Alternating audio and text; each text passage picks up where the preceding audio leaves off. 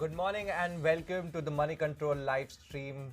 Well, it is a day of sadness as well as remembrance for the Indian stock market as it has lost one of its most vocal and also successful voices in Rakesh Jhunjhunwala over the weekend. Everybody who knew him as somebody who spoke from the heart, who had his feelings always on his sleeves.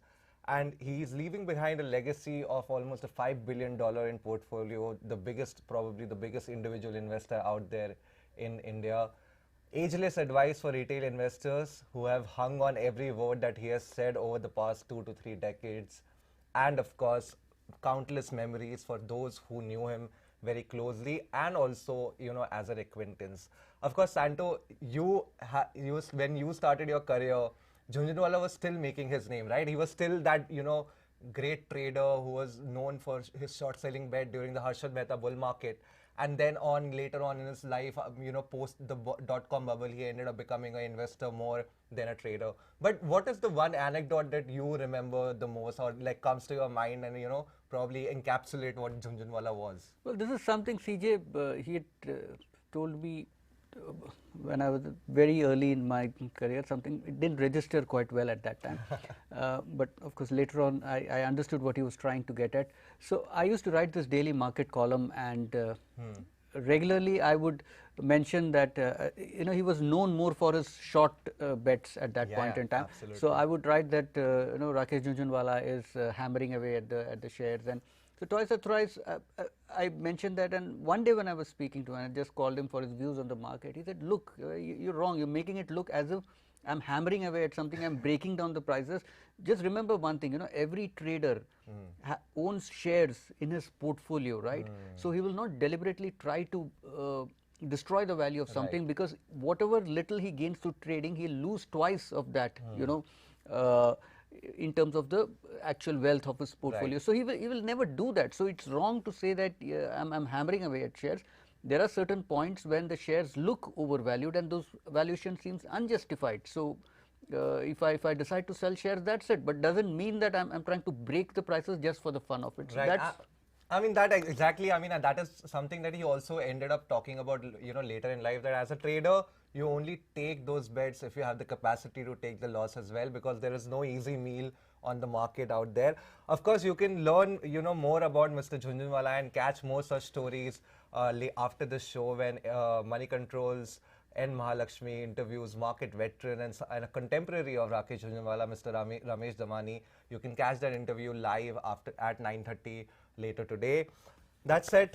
So today our show is clearly about Mr. Jhunjhunwala, and me and Santo here will be discussing some of the stocks that we feel are the gems of his portfolio. Yes, of course, Jhunjhunwala had great successes, but he also had great failures. But me and Santo will be talking about 5 stocks that we think are the gems of his portfolio. But before that, let's quickly take a check on how the market is shaping up today.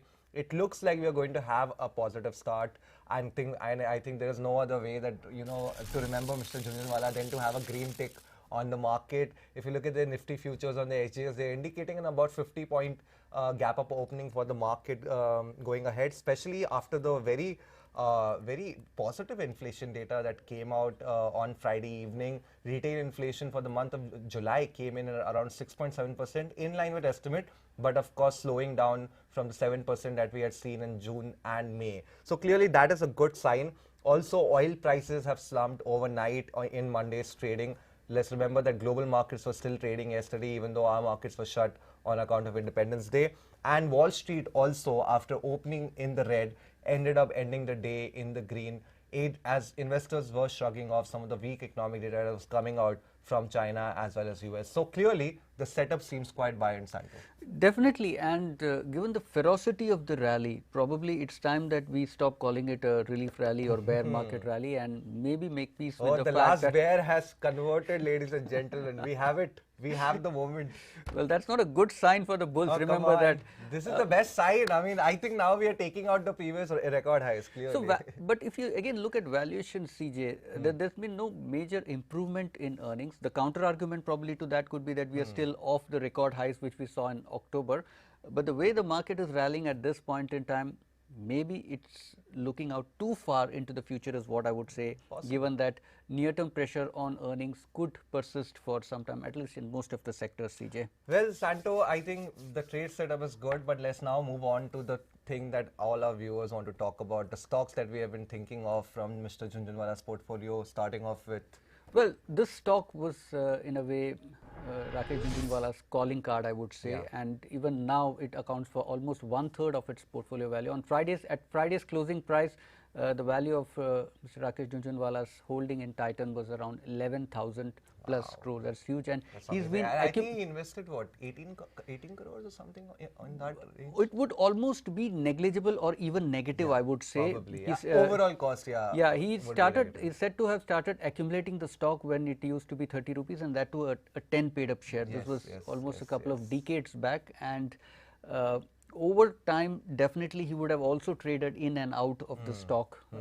Given that trading, he was as much a trader as an investor. So that means his average cost of acquisition, with most investors that's the case, it comes down to few paise or even negligible, and given the time that he has held it for so long, and when you take into account dividends and splits and everything, then probably it's really cheap. But that apart, the stock still appears to have steam in it. Positive, the company has managed to deliver on the guidance that it has given so far, and during the June quarter, not just the jewelry business but also the eye care and watches segment also posted record earnings. The company is now trying to grow its revenues from the ethnic wear segment. It's targeting the sari segment, ton area stores. It plans to open about 55 of them by the end of this year, and according to the management, that's the sari is a 40 to 50,000 crore market in India, and they are aiming for revenues of about 1,000 crore from the ethnic wear alone.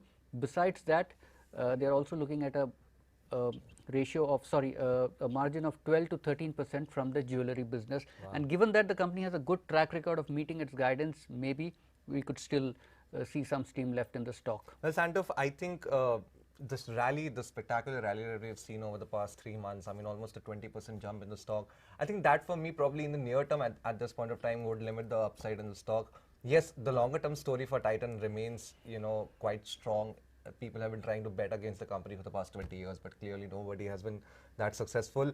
Overall, if you look at it also from a valuation point of view, the stock is right now trading almost at the long-term average of about 62 times 1 year forward earnings. So clearly from here on, even if it overshoots a little bit, I think that will probably also be a trigger for some sort of profit booking also coming in the stock. And I think if you look at, from a fundamental point of view, I think the margin scenario is where most of the question marks are at this point of time for Titan. And let's see whether the second quarter, if we can see improvement, that is what analysts believe will happen. But I think I will want to wait and see the September quarter earnings to see how the margin trajectory is. Well, my stock, my first pick from Mr. Jhunjhunwala's portfolio is also probably one of the few successful bets in the technology space that he made, and that is Nazara Technologies.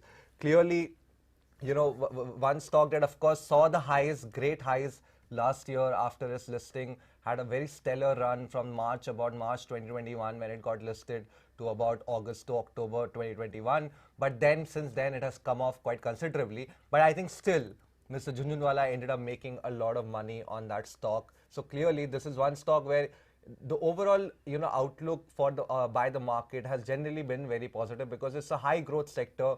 Online gaming is a space which has been growing quite well, and a lot of brokerages believe that Nazara Technology is probably the best placed company out there in India that can benefit from this increasing trend of online gaming. Apart from that, if you look at, some of the fundamentals, the June quarter results were clearly very impressive, that have convinced investors that maybe there is more to this company than they thought earlier after the, the sell-off of almost 70% in the stock. And let's not remember that despite rallying almost 30-40% over the past few weeks, the stock is still almost 60% away from its record high. So clearly, the upside potential remains quite good. I'll start with the last point that you made, CJ. The stock is down in a big way, which kind of indicates that smart money is not willing to bet on the stock. At least not at this point of time, yeah. Definitely. It made good money for Mr. Rakesh Jhunjhunwala, and I'm sure it would have made money for a lot of investors, but the recent entrance into the stock may not have a similar story to tell. According to IFL, which tracks the stock, the growth in gamified early learning has been uninspiring for the third quarter in a row. Besides, the brokerage has also said that it would be looking for some strong traction in its Kidopia segment as well as real money games before upgrading its rating and target for the stock. IFL has a target of 760 rupees for the stock and has a ad rating. Good rebound in the stock of late and backed by strong volumes, but we'll have to see if those sustain. I think, CJ. Santo, for me, I think two things remain important. Of course, as you talked about the, the e-learning a bit, that business has clearly been affected by the change in the app store policy of Apple, and clearly the marketing spend there has gone up. The customer acquisition cost there has gone up quite significantly for the company. But less also, interestingly, Nazara has also gotten into the ad tech space very recently with the acquisition of DataWorks. Now, that is a $700 billion addressable market globally, and Nazara clearly has seen potential there, and I think going forward, if they can ramp up that business, then it could clearly be another catalyst for growth, along with, say, their sports venture, that is Sportskida, as well as Kidopia and Nodwin. So clearly, I think the outlook is quite good, and let's see, hopefully the stock will perform as well. Well, next stock, Lupin. This again was one of Mr. Rakesh Jhunjhunwala's early finds. He did ride the wave for a while, but for the last 7 years now, the stock has been underperforming. It hit a high of around 2,200 sometime in October 2015, and since then it's been one way down. Now, CJ, the latest numbers again have been disappointing when you speak to most analysts, but it's interesting how the market has reacted to the stock even after the disappointing earnings. The company has been trying to do quite a few things. It's been on a long restructuring drive, both in terms of cost optimization, its overall portfolio. It's exiting some of the low margin products. Yes, price erosion in US has been the biggest negative for the company, but the company is trying to make up for it through multiple launches there. It's planning about 10 launches. Plant clearances were again a problem. Some relief there in terms of its Goa and Somerset plant, which have received clearance. And that apart, its India business, the outlook is pretty strong. That this quarter also, excluding COVID business, it grew by about 5.6%, and the company is hopeful that over the next 3 quarters, it will grow its India business by double digit. Spiriva, the drug which is the generic version of Spiriva, which is used for chronic obstructive pulmonary diseases, that is something that the company is betting big on, and according to analysts tracking the stock, a lot on how the stock will perform will depend on whether the company manages to launch it on time and hit the jackpot there. There are triggers. A lot of negatives right now at this point in time, but from price reaction, clearly it does look as if the market may have discounted most of it. I think, Santo, of course, the rally after the earnings came out, even though they were disappointing, I think they also had to do a little bit with the technical factors, given that there was a lot of short build up in the stock. If you look at the open interest 3 to 4 days prior, so a lot of covering was happening post the news. But apart from that, yes, the commentary always from Lupin has been quite rosy. Every year at the beginning of the year, they will say that this will be the year that they turn around the business. For the past 2 to 3 years, they've been failing to do it. Of course, there are mitigating factors such as COVID and the US price erosion. But overall, the company remains mired in regulatory issues with the US FDA. There are still few more plants that still are under the regulatory action. Apart from that, the growth outlooks to me appears a little hazy, because of the fact that the US product launches so far have been limited, and the launches that they're going to do, we have to wait and see how much competition comes into those products, because they will also be vulnerable to price erosion after a few months. And lastly, I think overall, given the fact that they don't have a great tailwind from product launches recently, I think overall FY23 could be a little tricky for the company, and going ahead, I think the stock's upside could be a little limited. Well, the market has opened and quite a strong opening there for both the Nifty and the Sensex. The Sensex up about 264 points. Strong market breadth once again. 3 stocks rising for everyone that's down. Nifty Bank is up 0.7%. Nifty Mid Cap is up by close to about 0.6%. And Sandy, you can look at the small cap space. I think that is the one that is clearly outperforming at this point of time, higher by about 0.6%. The India VIX, the fear gauge, is down about 4% at this point of time. So clearly, good signs for early trade. We have to see where it settles, but the market breadth has actually improved even more. From 1,500 stocks, now 1,730 stocks are in the green. So clearly, it seems like we are going to have a good day ahead. Well, next stock on your portfolio, on Yes, your Santo, watch and list. that is actually from the real estate space. And now, yes, DB Realty probably has not been one of the most successful bets that Jhunjhunwala made during his time. He got into the stock, I think, probably early years of last decade. And since then, the stock has not really performed to the way that people would have thought. But if you look at it, probably this year, before he was, before he passed away, unfortunately, DB Reality was one of the biggest bets he has made in the market in the last 6 to 7 months, especially after they subscribed to, a big chunk of the warrants that the company issued back in January, February. Now, overall, I think the confidence that Jhunjhunwala has shown clearly shows that the turnaround story at DB Reality is trying to be in the real estate space. That is something that he really believes in, and I think a lot of investors are also believing in it. If you look at the 1 year performance of the stock, it's been quite great. It has ridden the rally along with other real estate companies, and overall, I think one could expect that the stock could ride the new bull cycle that we are seeing in the real estate space. I mean, people from HDFC to Indiabulls Housing Finance, everybody has been talking about how residential real estate demand is quite good. DB Realty is also in the what do you call, the slum rehabilitation space. So clearly they were looking for partners there. That partnership did not work out, so now they have gone alone with the money raised from very marquee investors. So I am expecting a good show from DB Realty going ahead, and hopefully it could recover some of the losses that Mr. Jhunjhunwala had faced earlier. Well, Mr. Jhunjhunwala has been at the stock since 2012, and Yes. there's been clearly a lemon in his portfolio. The first time around, he said that it was kind of an impulse purchase. It just met the company and was very impressed by the presentation. After that, briefly the stock went up and then underperformed for a long time. Yeah. 2016, Mr. Jhunjhunwala again doubled this exposure to the stock, picked up a big chunk, and stock has not been performing. In Feb this year, he's subscribed to the warrants. Yeah. Stock saw a brief bump up. It went all the way to around 125 odd, but since then it has almost halved in prices, and this at a time when most other real estate stocks have done fairly well for themselves. So there's a bit of lack of visibility, I would say, around on the company's execution. That's probably what is holding back investors. Maybe that will change, but at this point there seems to be a lot of skepticism. I think, Santo, the good part is that DB Realty has tried to take care of the debt issue. At least that is something that they have been working on, and I think going ahead, of course, project execution is something that people will be very mindful of, and hopefully if the earnings starts delivering, then maybe the stock will also leave the tag of being that that sort of a volatile stock, a high beta stock, and maybe become a more mature portfolio stock going ahead.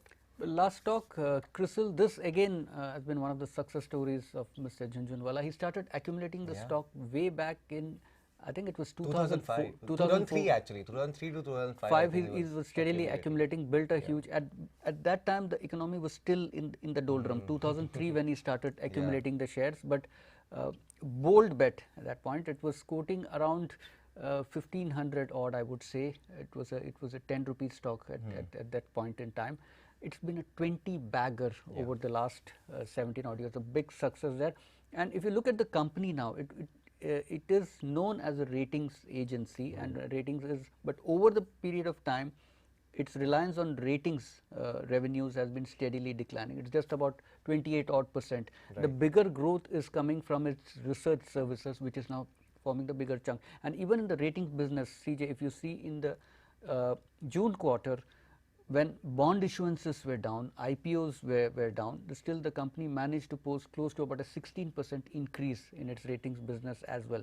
And the performance on the research side, that arm has been much better. There's also the advisory business, but the research is the bigger part at this point. There the growth was very strong, over 32%. That's going to be the key driver.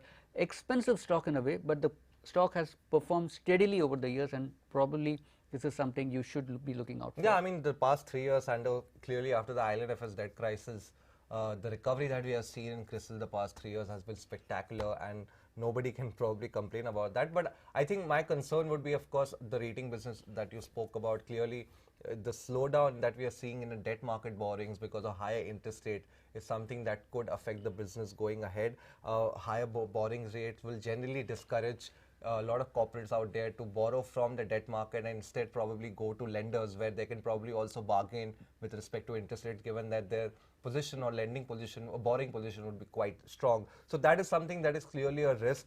And apart from that, even if you look at it from a short-term technical point of view, the indicators at this point of time are quite lackluster. They are not really showing any sort of momentum. Even the long-term indicators still remain bullish, but in the short to medium term, I think the stock could probably consolidate after a very strong rally the past 3 years, Santo. Well, that's all that we have in this edition of Markets with Santo and CJ. Thank you for watching, and do share your feedback on the show in the comment section below. And as usual, guys, keep following us on the social media links that you can see at the bottom of your screen. And for rest of your financial news, stay tuned to moneycontrol.com and download the Money Control app. We'll catch you again live at 3 p.m. Till then, have a great trading session.